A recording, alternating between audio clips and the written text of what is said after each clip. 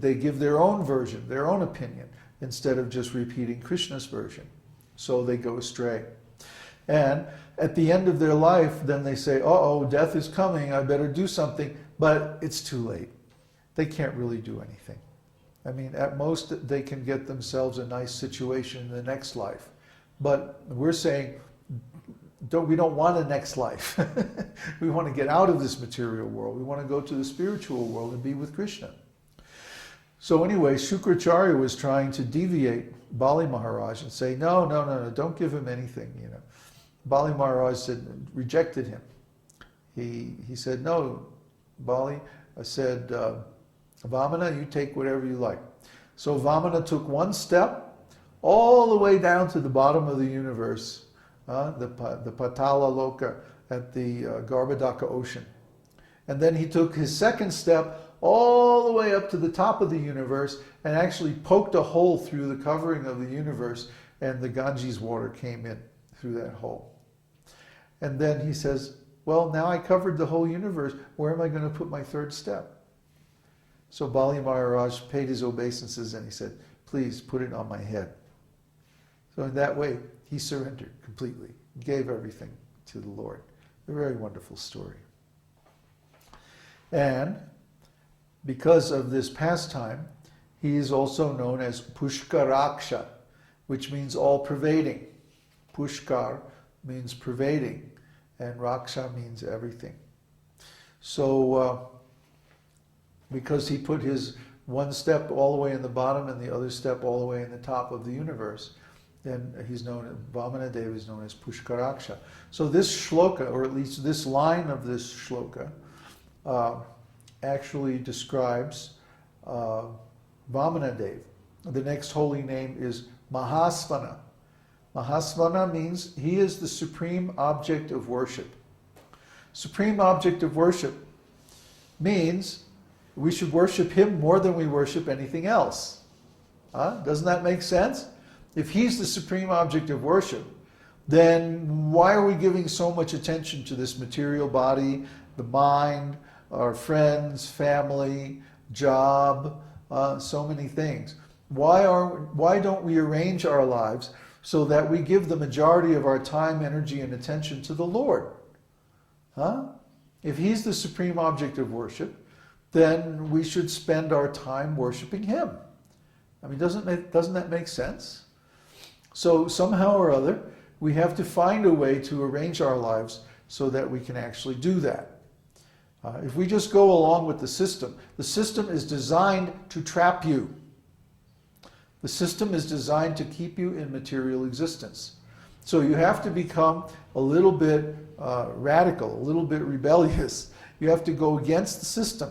You have to find a way out of the system, which is possible for an individual. It may not be possible for a large group of people, but an individual can find a way, even if you become a little bit austere and you accept less sense gratification, you can easily get out of the system. What traps us in the system is our own attachment to association for material enjoyment. So if we get beyond this material system and we get into association of devotees, then we can dedicate the majority or even the totality of our time and energy to worshiping Vishnu, worshiping the Lord. That's how we get out of this material world. I know it's not easy, but it's possible. Don't think that it's impossible. A lot of people have done it. In fact, in Srimad Bhagavatam, one of the things that they explain is that many, many souls have become liberated from the material world by following these instructions. This esoteric teaching is designed for that. Do you think things were different thousands and thousands of years ago? No, not really. Just in those days, people were more religious, and so they did their material work in terms of the injunctions of Vedic religion. But they were still after material benefits. They weren't trying to attain spiritual benefits. There's a whole section of the Vedas called Karma Kandiya. Karma Kandiya means that we act in such a way to make good karma for ourselves so that we get nice material results from that. And after writing all these Vedic literatures, Vyasadeva was still unsatisfied. He was still unhappy. And he talked it over with his guru, Narada. And Narada said, you know, all your Vedic literatures, what you've done so far is simply encourage people to enjoy the world in terms of religion. He says, actually, this is unreasonable.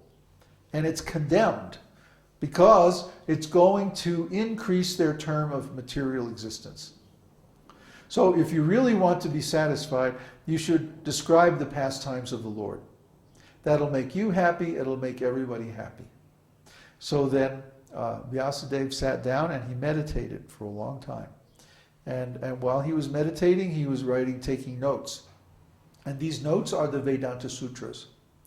And then he expanded those notes into an elaborate commentary on the pastimes of the Lord, and that is Śrīmad-Bhagavatam, or the esoteric teaching of the Vedas. That's why we always encourage our students to read Śrīmad-Bhagavatam, because it contains all these wonderful stories. So that's the first line of this verse. Svayambhu Shambhur Aditya Pushkaraksho Mahasvanaha. And the next line is Anadi Nidhano. Anadi Nidhana means he was never born and will never die. So we talk about the spiritual world as being eternal. What does that mean? That means that everything in the spiritual world always exists. It always existed and it always will exist. There's no birth or death. There's no beginning and no end. Everything in this world has a beginning, a middle, and an end. That's why it's the material world, because it's subject to time. Everything has time associated with it. Therefore, time is the controller. Can you understand that?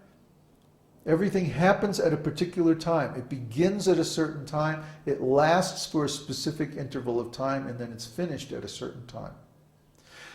But spiritual world, spiritual existence is in a higher dimension.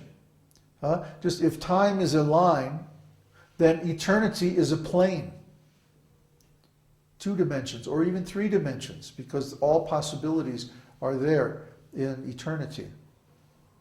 We discussed this in the San Diego seminar, and then earlier in our class on time, or actually consciousness beyond time. We discussed this elaborately. So, because eternity is a higher dimension, there is no beginning and end. That's only, a line has a beginning and an end. But a plane doesn't have a beginning and an end. It has edges. That's different. So, when we go into eternity, there's no more birth and death. And God, of course, is the primary being in the spiritual world, so he has no birth and death. But not only him, we don't have birth and death either. As spirit souls, we're never created at a certain time. Therefore, we're never destroyed. This is the first thing we have to understand about spiritual life. Spiritual life means eternal existence of the soul, eternal existence of consciousness.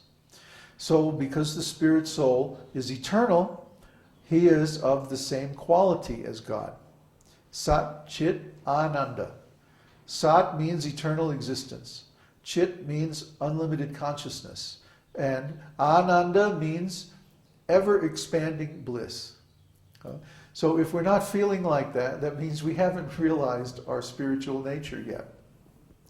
That's the condition of the conditioned living souls in the material world.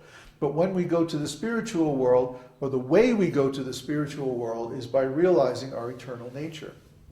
And then we automatically awaken our real spiritual identity.